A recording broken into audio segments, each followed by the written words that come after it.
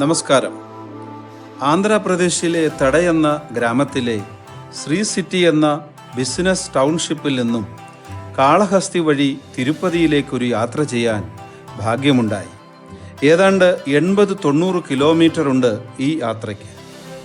തിരുപ്പതി ക്ഷേത്രത്തിലെ അതിവിശിഷ്ടമായ രഹസ്യം മുഖ്യ പുരോഹിതൻ ഡോക്ടർ രാമണ്ണ ദീക്ഷിതലു പറയുന്നതും ക്ഷേത്രഭൂമിയുടെ പ്രത്യേകത, സപ്തഗിരിയെക്കുറിച്ച് അത്ഭുതകരമായ ഐതിഹ്യങ്ങൾ, കഥകൾ, ചരിത്ര വസ്തുതകൾ, ലോകത്തിൻ്റെ വിവിധ ഭാഗങ്ങളിലുള്ളവർ ഇവിടേക്ക് വരുന്നതിൻ്റെ പൊരുളെന്താണ്, ഇപ്പോഴത്തെ ഈ ക്ഷേത്രത്തിൻ്റെ അവസ്ഥയെന്ത് തുടങ്ങി രസകരമായ കാഴ്ചകൾ, അനുഭവങ്ങൾ, ക്ഷേത്ര ദർശനത്തിന് മുൻപ് നാം അറിഞ്ഞിരിക്കേണ്ട ചില കാര്യങ്ങൾ എല്ലാം ഈ വീഡിയോയിലൂടെ ഞങ്ങൾ പറയും.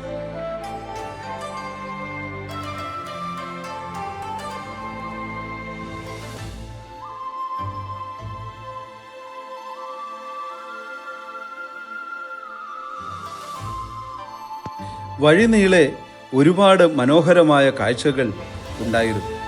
വാഹനങ്ങളുടെ നീണ്ട നിര പല സ്ഥലങ്ങളിലും പ്രതീക്ഷയ്ക്കപ്പുറമായി കാണപ്പെട്ടു. നീണ്ടു പരന്നു കിടക്കുന്ന നെൽവയലുകൾ കാണുമ്പോൾ കേരളത്തിൽ കൂടിയാണോ യാത്ര ചെയ്യുന്നത് എന്ന് തോന്നിപ്പോകും.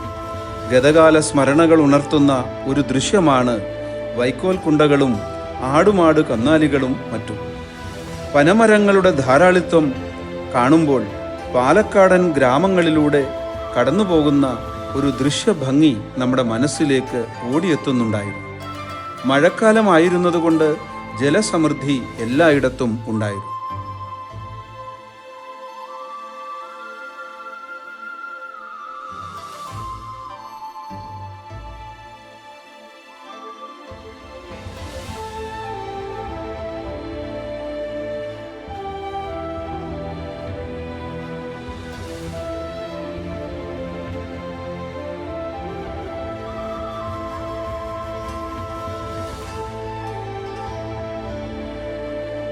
ഇവിടുത്തെ ഭൂരിഭാഗം കെട്ടിടങ്ങൾക്കും വലിയ ആർഭാടങ്ങളൊന്നുമില്ലാത്തവയായിരുന്നു.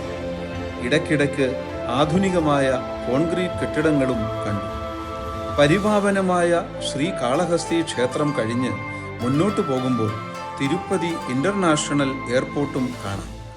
ഈ എയർപോർട്ടിൽ ഡൊമസ്റ്റിക്കിലും ഇന്റർനാഷണലുമായി ഒരു ടെർമിനൽ മാത്രമേ ഉള്ളൂ എന്നതാണ് ഇതിൻ്റെ ഒരു പ്രത്യേകത. അടിവാരത്തിലെ ശ്രീ പത്മാവതി ക്ഷേത്രത്തിൽ തൊഴുതിട്ട് അനുഗ്രഹം വാങ്ങി വേണം തിരുമലയിലേക്ക് പോകാൻ. അവിടെ ധാരാളം ഭക്തർ ഉണ്ടായിരുന്നു. അത് ഒരു അനുഭൂതി തന്നെയാണ്. അവിടെ നിന്നും പോകുമ്പോൾ ഗരുഡവാരുധി എന്ന ഫ്ലൈ ഓവറിൻ്റെ പണിയുടെ ദൃശ്യങ്ങൾ കണ്ടു. ഓരോ തൂണിലും ഭഗവാന്റെ നാമം കോൺക്രീറ്റ് ചെയ്തിരിക്കുന്നു. പൂർണ്ണമായ റോഡിൻ്റെ അടിവശം കണ്ടപ്പോൾ എനിക്ക് പത്മദളങ്ങളുടെ ആകൃതിയാണ് തോന്നിയത്. നടന്നു പോകുന്നവർ തുടക്കം കുറിക്കുന്ന പ്രവേശന കവാടവും ഞങ്ങൾ കണ്ടു.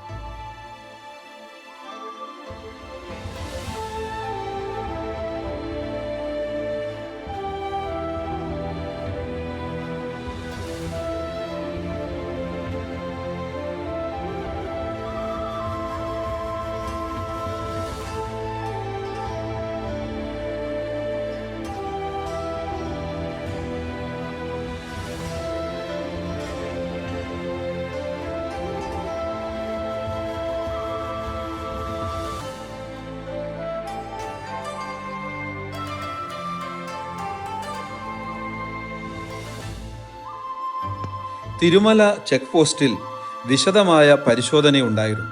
ബാഗുകളെല്ലാം എടുത്ത് എയർപോർട്ടിലെ എന്ന പോലെ സ്കാനിങ്ങിന് വിധേയമാക്കിയാണ് ഞങ്ങളെ കടത്തിവിട്ടത്. സാനിറ്റൈസേഷനും മറ്റ് എല്ലാ കരുതലുകളും ഉണ്ടിവിടെ. ആന്ധ്രാപ്രദേശിലെ ചിറ്റൂർ ഡിസ്ട്രിക്റ്റിലുള്ള തിരുപ്പതി തിരുമലയിലേക്കാണ് ഇനിയും ഞങ്ങൾക്ക് പോകേണ്ടത്. കലിയുഗത്തിലെ ക്ലേശങ്ങളിൽ നിന്നും മാനവരാശിയെ രക്ഷിക്കുന്നതിന് വിഷ്ണു ഭഗവാന്റെ ഒരു ഭാവമായ വെങ്കടേശ്വരമൂർത്തിയുടെ ക്ഷേത്രമാണ് ഇത്. തിരുപ്പതി ക്ഷേത്രം, തിരുമല ക്ഷേത്രം, തിരുപ്പതി ബാലാജി ടെമ്പിൾ, ഗോവിന്ദ ക്ഷേത്രം, ശ്രീനിവാസ ടെമ്പിൾ എന്നെല്ലാം ഭക്തർ ഇതിനെ ഭക്തിപൂർവം വിളിക്കുന്നു. തിരുപ്പതി തിരുമല ദേവസ്വം ആന്ധ്രാപ്രദേശ് ഗവൺമെൻറ്റിൻ്റെ കീഴിലാണ് പ്രവർത്തിക്കുന്നത്. ബ്രഹ്മോത്സവം, വൈകുണ്ഠ ഏകാദശി, രഥസപ്തമി എന്നിവയാണ് ഈ ക്ഷേത്രത്തിലെ പ്രധാന ഉത്സവങ്ങൾ.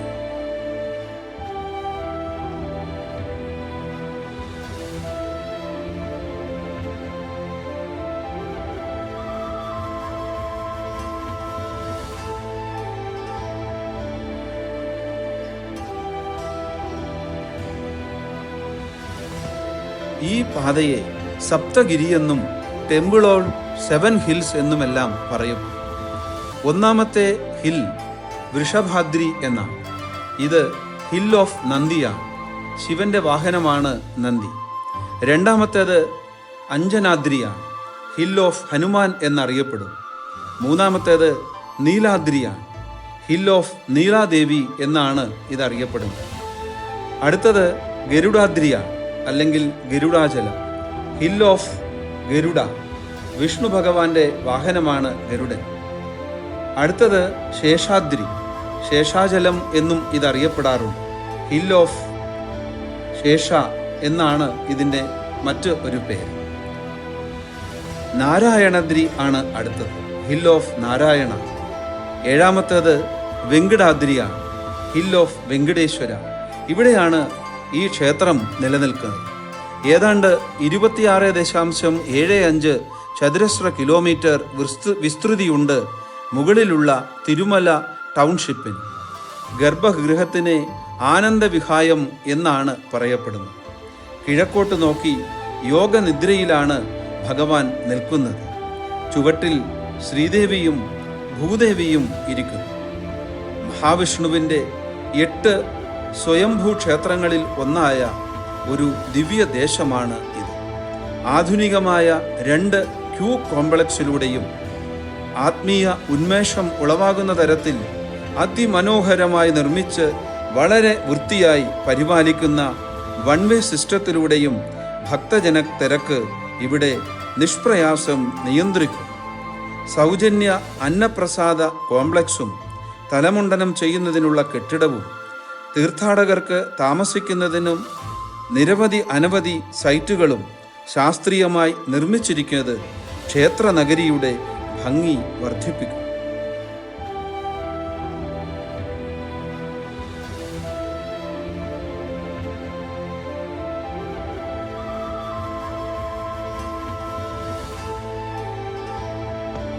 ഭക്തരുടെ സംഭാവനയിലൂടെ ലഭിക്കുന്ന സമ്പത്തിൻ്റെ കാര്യത്തിൽ ലോകത്തിലെ തന്നെ ഒരു സമ്പന്ന ക്ഷേത്രമാണ്. ഓരോ ദിവസവും 50,000 മുതൽ 1,00,000 വരെ തീർത്ഥാടകർ ഇവിടെ എത്തുന്നുണ്ടായിരുന്നു.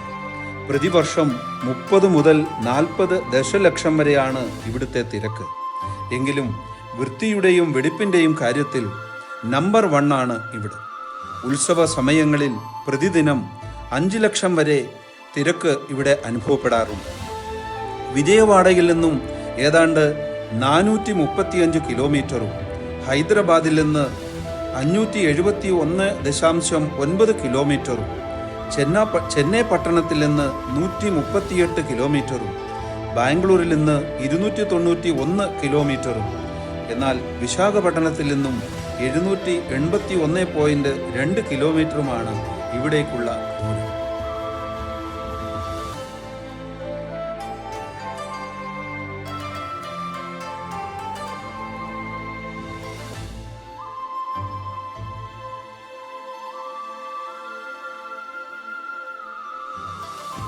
അധിനിവേശ കാലത്ത് ചിദംബരത്തുള്ള ഗോവിന്ദ പെരുമാളിനെ എഴുന്നള്ളിക്കുന്ന വിഗ്രഹം തിരുപ്പതിയിൽ കൊണ്ടുവന്ന് സംരക്ഷിച്ചുവെന്നും അധിനിവേശത്തിന് ശേഷം അത് തിരിച്ചു കൊണ്ടുപോയി എന്നും ഒരു ഐതിഹ്യമുണ്ട്. 9-10 നൂറ്റാണ്ടിലെ നിർമ്മാണ വൈദഗ്ധ്യം ഇവിടെ കാണാം. തിരുമലയുടെ ചുവട്ടിലുണ്ടായിരുന്ന കോട്ടരു എന്ന ഒരു ഗ്രാമം ഇവിടേക്ക് ഷിഫ്റ്റ് ചെയ്തു. പിന്നീട് അത് തിരുപ്പതി എന്ന പേരിൽ പ്രസിദ്ധമാവുകയും ചെയ്തു. ആന്ധ്രാപ്രദേശിലെ ഏറ്റവും വലിയ ക്ഷേത്രമാണ്. 50 മീറ്റർ ഉയരമുള്ള 7 നില രാജഗോപുരം മാട്ടല അനന്തരാജയാണ് നിർമ്മിച്ചത്. ഇടനാഴിയിൽ അദ്ദേഹത്തിൻ്റെയും 3 പത്നിമാരുടെയും ചിത്രം കാർവ് ചെയ്ത് വെച്ചിട്ടുണ്ട്. അതിനകത്ത് 2 ചുറ്റമ്പലങ്ങളും ഉപദേവതകളുടെയും എല്ലാം പ്രതിഷ്ഠകൾക്ക് ശേഷം ആണ് പ്രധാന മൂർത്തികൾ. കൃഷ്ണന്റെയും ആണ്ടാളിൻ്റെയും മൂർത്തികൾ ഇവിടെയുണ്ട്.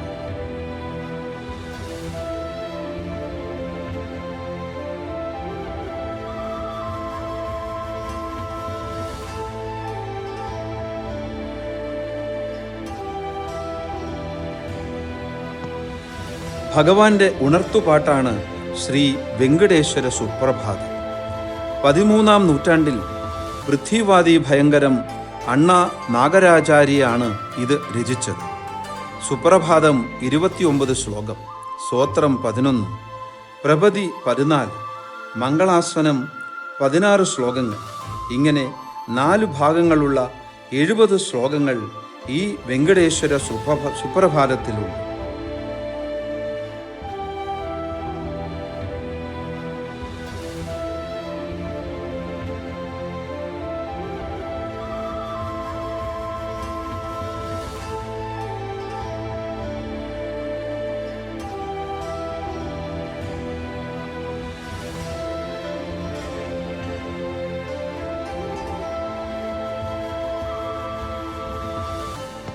നമ്മുടെ പൂന്താനത്തിനെ പോലെയുള്ള ഒരു തെലുങ്ക് കവിയാണ് തല്ലപക അന്നമയ്യാചാര്യ. വെങ്കടേശ്വര ഭഗവാന്റെ ഒരു പരമഭക്തനാണ് ഇദ്ദേഹം. തെലുങ്കിലും സംസ്കൃതത്തിലുമായി വെങ്കടേശ്വര ഭഗവാന്റെ ഏതാണ്ട് 32,000-ഓളം ഗാനങ്ങൾ ഇദ്ദേഹം ആലപിച്ചിട്ടുണ്ട്.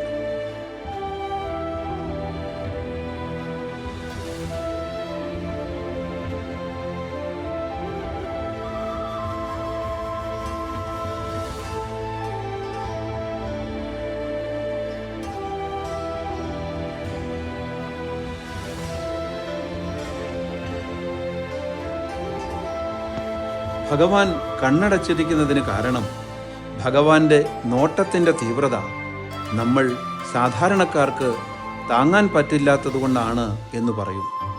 ഭഗവാന്റെ മുടിയും നഖവും വളരാറുണ്ടെന്നും ശരീരം വിയർക്കുമെന്നുമെല്ലാം ഞാൻ കേട്ടിട്ടുണ്ട്.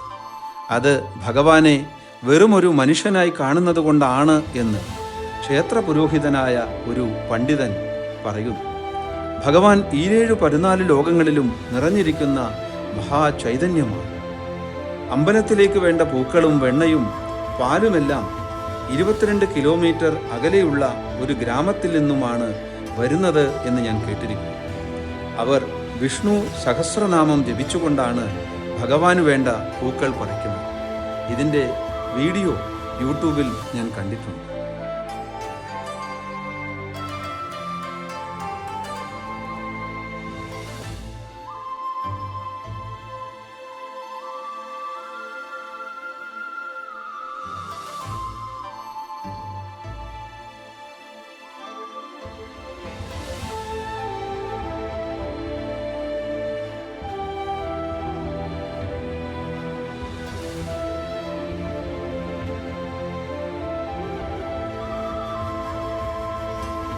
ഭഗവാന്റെ വിഗ്രഹത്തിൻ്റെ പിന്നിൽ നാം ചെവി വെച്ച് ശ്രദ്ധിക്കുകയാണെങ്കിൽ വലിയ തിരമാലകളുടെ ശബ്ദം നമുക്ക് കേൾക്കാം. ഭഗവാൻ പ്രത്യക്ഷപ്പെട്ടതിനെക്കുറിച്ചും ഒരു കഥയുണ്ട്. അത് ഏതാണ്ട് ഇപ്രകാരമാണ്. 19-ാം നൂറ്റാണ്ടിൽ കൊടിയ അപരാധം ചെയ്ത 12 കുറ്റവാളികളെ തൂക്കിക്കൊന്ന് അവരുടെ ശരീരം ക്ഷേത്ര മതിലിൽ കെട്ടിത്തൂക്കി. അപ്പോൾ ഭഗവാൻ അവിടെ പ്രത്യക്ഷപ്പെട്ടു എന്ന് പറയുന്നു. ഭഗവാന് ചാർത്തുന്ന പൂക്കൾ പുറകിലുള്ള വെള്ളച്ചാട്ടത്തിൽ നിക്ഷേപിക്കുന്നു. പിന്നീട് അത് 20 കിലോമീറ്റർ അകലെയുള്ള ഏർപ്പാട് എന്ന സ്ഥലത്ത് കാണപ്പെടുന്നു എന്നതും ഒരു അത്ഭുതമാണ്. ഈ ക്ഷേത്രത്തിൻ്റെ അടുത്തുള്ള പ്രധാന ക്ഷേത്രങ്ങളാണ് വെങ്കടേശ്വര ക്ഷേത്രം, പത്മാവതി ക്ഷേത്രം, ഗോവിന്ദരാജ ക്ഷേത്രം, കപില തീർത്ഥം മുതലായവ. പാണ്ഡവ തീർത്ഥം, കുമാര തീർത്ഥം, സീതാമാ തീർത്ഥം, ചക്ര വൈകുണ്ഠ തീർത്ഥങ്ങൾ, ശേഷ സനാതന തീർത്ഥങ്ങൾ, പാണ്ഡവ തീർത്ഥം തുടങ്ങി ധാരാളം തീർത്ഥങ്ങൾ ഈ ക്ഷേത്രത്തിന് സമീപത്തായിട്ട് ഉണ്ട്.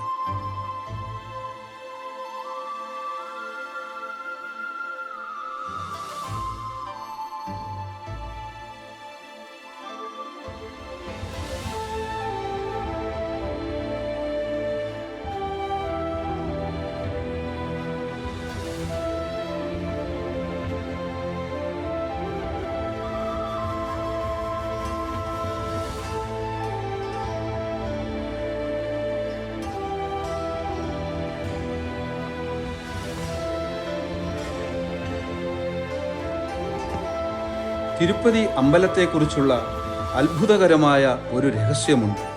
ക്ഷേത്രത്തിലെ മുഖ്യ പുരോഹിതനായ ഡോക്ടർ രാമണ്ണ ദീക്ഷിതലു അത് പറയുന്നത് നമുക്കൊന്ന് കേൾക്കാം. വളരെ രസകരവും വിജ്ഞാനപ്രദവും ഭക്തി നിർഭരവുമാണ് ഈ കഥ. ഈ സാധാരണക്കാരൻ അനവധി വർഷങ്ങളായി ഭഗവാനെ സേവ ചെയ്തുകൊണ്ടിരിക്കുന്നു. നമ്മളെപ്പോലെ തന്നെ ഒരു സാധാരണ കുടുംബത്തിൽ ജനിച്ച ഈ മനുഷ്യൻ തിരുപ്പതി അമ്പലത്തിൽ പൂജ ചെയ്യുന്ന പൂജാരിമാരുടെ കുടുംബത്തിലുള്ള ഒരാളാണ്. അച്ഛൻ വെങ്കടപതി ദീക്ഷിതലു, അമ്മ സൗഭാഗ്യലക്ഷ്മി. മുനിസിപ്പൽ സ്കൂളിൽ പഠിച്ച് ഗ്രാജുവേഷനും പോസ്റ്റ് ഗ്രാജുവേഷനും നേടിയതിനു ശേഷം മോളിക്കുലർ ബയോളജിയിൽ PhD എടുത്തു.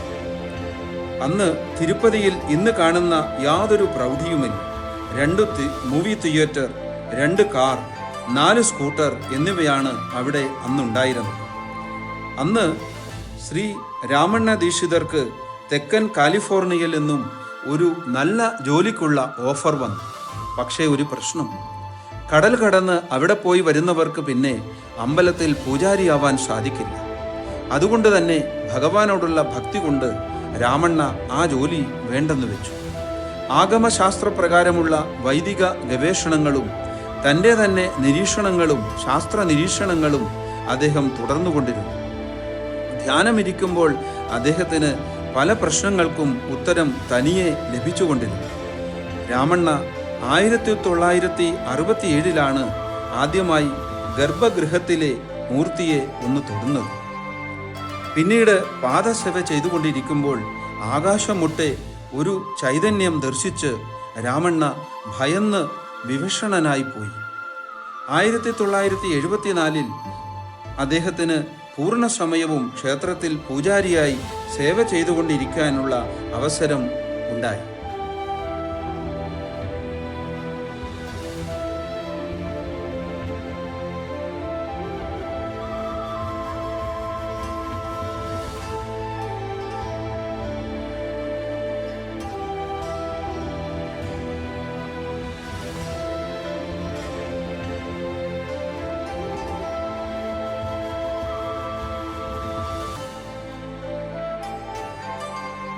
അങ്ങനെ 2 വർഷം കടന്നുപോയി. ഈ അവസരത്തിൽ അദ്ദേഹത്തിൻ്റെ മനസ്സിൽ കാര്യമാത്ര പ്രസക്തമായ ഒരു സംശയമുണ്ടായി. അത് ഇങ്ങനെയായിരുന്നു: why should we perform so many rituals to Sri Venkateswara Swami? ഈ ചോദ്യം അദ്ദേഹം പലരോടും ചോദിച്ചു. ധാരാളം പുസ്തകങ്ങൾ റെഫർ ചെയ്തു. നിരവധി പരിശ്രമം നടത്തിയിട്ടും അദ്ദേഹത്തിന് യാതൊരു ഫലവും ഉണ്ടായില്ല. അവസാനം ഒരു ദിവസം ധ്യാനമിരിക്കുമ്പോൾ ഭഗവാൻ സ്വയം അദ്ദേഹത്തിൻ്റെ എല്ലാ സംശയങ്ങളും തീർത്തു കൊടുത്തു.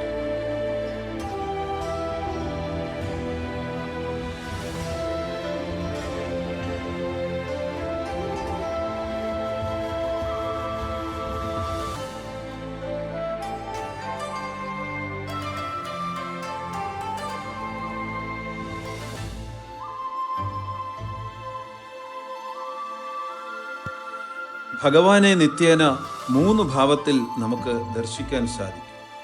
കുട്ടി, മനുഷ്യൻ, വയസ്സൻ എന്നിങ്ങനെയാണ് ഈ 3 ഭാവങ്ങൾ. 1-ാം ഭാവത്തിൽ, അതായത് കുട്ടിയുടെ രീതിയിൽ ദർശനം നടത്തുന്നവർക്ക് നല്ല വിദ്യാഭ്യാസവും ദീർഘായുസ്സും ലഭിക്കും. രണ്ടാം ഭാവത്തിൽ ഭഗവാനെ ദർശിക്കുന്നവർക്ക് കരുത്തുറ്റ ശരീരം, വലിയ ശോഭ, അപാരമായ സമ്പത്ത് എന്നിവ ലഭിക്കും. മൂന്നാം ഭാവത്തിൽ ദർശനം നടത്തുന്നവർക്ക് അപാരമായ ജ്ഞാനവും അവസാനം മോക്ഷവും, അതായത് മുക്തിയും ലഭിക്കും. നമ്മുടെ ഇഷ്ടപ്രകാരം ഭഗവാനെ അലങ്കരിക്കുവാൻ നമുക്ക് സാധിക്കില്ല എന്നത് ഒരു വലിയ അത്ഭുതമാണ്. We only decorate him the way he wants us to decorate എന്ന് അവിടുത്തെ മുഖ്യ പുരോഹിതൻ പറയുന്നു. അതെ, ഭഗവാന്റെ ആഗ്രഹത്തിനനുസരിച്ച് മാത്രമേ അദ്ദേഹത്തിനെ അലങ്കരിക്കുവാൻ നമുക്ക് സാധിക്കുകയുള്ളൂ. ആ രൂപം മനസ്സിൽ നിന്ന് ഉടൻ തന്നെ മാഞ്ഞു പോവുകയും ചെയ്യും. ഒരുപാട് കഷ്ടപ്പാട് സഹിച്ച് ഭഗവാനെ ഒരു നിമിഷം ദർശിക്കുന്നവരും മണിക്കൂറുകൾ അഭിഷേക സേവ നടത്തി ദർശിക്കുന്നവരും ഗർഭഗൃഹത്തിൽ നിന്ന് പോകുമ്പോൾ ആ സുന്ദര രൂപം അവരുടെ മനോമുകുരത്തിൽ നിന്ന് അപ്രത്യക്ഷമാണ്. ആഗമ ശാസ്ത്രപ്രകാരം അതൃപ്തി രൂപായ എന്നാണ് ഇതിന് പറയുക. അതിൻ്റെ അർത്ഥം a deity by viewing which no devotee is ever contented എന്നാണ്. ശരിയാണ്, ഭഗവാനെ കണ്ട് നമുക്കൊരിക്കലും പൂർണ്ണ തൃപ്തി വരാറില്ല. ഒന്നുകൂടി കാണാനുള്ളൊരു മോഹം നമ്മുടെ മനസ്സിലുണ്ടാകും. പക്ഷേ അപ്പോഴേക്കും പോലീസുകാർ നമ്മളെ തള്ളി മാറ്റും. ശബരിമലയിലെല്ലാം പോയിട്ടുള്ളവർക്ക് ഇത് നന്നായിട്ട് അനുഭവപ്പെട്ടിട്ടുണ്ടാകും. ഭഗവാനെ കണ്ണു കുളിർക്കെ ഒന്ന് കാണാൻ ശ്രമിക്കുമ്പോൾ പുറകിൽ നിന്ന് ബലിഷ്ഠമായ കരങ്ങൾ നമ്മളെ തള്ളി മാറ്റിയിട്ടുണ്ട്. ശരിയാണ്, ഭഗവാൻ അഖിലാണ്ടകോടി ബ്രഹ്മാണ്ട നായകനാണ്, ആനന്ദരൂപനാണ്. 14 ലോകത്തിലും നിറഞ്ഞിരിക്കുന്ന ഒരു വലിയ അത്ഭുത ചൈതന്യമാണ്. അപ്പോൾ അതെങ്ങനെ നമ്മുടെ മനോമുകുരത്തിൽ നിന്ന് മാഞ്ഞു പോകാതിരിക്കും? ക്ഷേത്രത്തിലെ ഏറ്റവും വലിയ രഹസ്യമെന്താണ് എന്നറിയാൻ നമുക്ക് താല്പര്യമില്ലേ? പ്രധാന ദേവതയിൽ നിന്നും 10 അടി മാറി 10 അടി ഡയമീറ്ററിൽ ഒരു സ്ഥലമുണ്ട്. അവിടെ നിന്ന് ധ്യാനിച്ചാൽ, പ്രാർത്ഥിച്ചാൽ അത്ഭുതങ്ങൾ സംഭവിക്കും. ലോക നേതാക്കൾ, ശാസ്ത്രജ്ഞന്മാർ, രാഷ്ട്രീയക്കാർ, വിദ്യാഭ്യാസ വിചക്ഷണന്മാർ, ടെക്നോക്രാറ്റുകൾ തുടങ്ങിയവർ അതിനാണ് ബഹുദൂരം താണ്ടി ഇവിടെ കഷ്ടതകൾ സഹിച്ച് എത്തുന്നത്. മനഃശുദ്ധിയോടെ ആരാണോ ഈ സ്ഥലത്തു നിന്ന് ഭഗവാനെ ദർശനം നടത്തി പ്രാർത്ഥിക്കുന്നത്, ധ്യാനിക്കുന്നത്, അവർക്ക് വളരെ വലിയ ആശയങ്ങൾ, ഗ്രേറ്റ് ഐഡിയാസ് അവരുടെ മനോമുകുരത്തിൽ ഉരുത്തിരിഞ്ഞു വരും. ബംഗാളിയായ ഒരു മഹിള ഭഗവാനെക്കുറിച്ച് വളരെ ശക്തമായ ഒരു പുസ്തകം എഴുതിയിട്ടുണ്ട്. അതിൻ്റെ പേര് ഗോഡ് ഓൺ കോൾ എന്നാണ്. ഇംഗ്ലീഷിലാണ് ഈ പുസ്തകം. 2017 മാർച്ച് 24 ഇത് പ്രസിദ്ധീകരിച്ചത്. ഇപ്പോൾ ഇതിന് ഏതാണ്ട് 495 രൂപ വിലയുണ്ട്. അത് വായിച്ചാൽ ഭഗവാനെക്കുറിച്ചുള്ള ഒരുപാട് അത്ഭുതകരമായ കാര്യങ്ങൾ നമുക്ക് സ്വയം മനസ്സിലാക്കാവുന്നതാണ്. ഇവിടുത്തെ ശ്രീ മഹാമന്ത്ര പൂജയും വളരെ വിശേഷപ്പെട്ടതാണ്. ഇങ്ങനെയുള്ള ഭഗവാന്റെ വിശേഷങ്ങൾ മനസ്സിൽ ആവോളം നിറച്ച് ഞങ്ങൾ അവിടുത്തെ ദർശനവും എല്ലാം കഴിഞ്ഞ് മലയിറങ്ങി. ഞങ്ങൾ യാത്ര പുറപ്പെടുന്ന സമയത്ത് ആ അടിവാരത്തിൽ വരെ പോയി അവിടുത്തെ ഫോട്ടോയും മറ്റു കാര്യങ്ങളും എടുക്കണമെന്നാണ് ആഗ്രഹിച്ചത്. പക്ഷേ ഭഗവാന്റെ ആ വിളി, അനുഗ്രഹം കൊണ്ട് ഞങ്ങൾക്ക് മുകളിൽ പോയി ഭഗവാന്റെ മുൻപിൽ നിന്ന് ദർശനം നടത്തുവാനുള്ള മഹാഭാഗ്യം ഉണ്ടായി എന്നുള്ളത് ഏതോ ഒരു അജ്ഞാത ശക്തി ഞങ്ങളെ സഹായിച്ചു എന്നാണ് ഇപ്പോഴും ഞങ്ങൾ വിശ്വസിക്കുന്നത്. ഭഗവാന്റെ ആ പാതാരബിന്ദങ്ങളിൽ നമ്രശിരസ്കരായി നിന്നുകൊണ്ട് ഈ പരിപാടി ഇവിടെ അവസാനിപ്പിക്കുന്നു. ലോക സമസ്ത സുഖിനോ ഭവന്തു.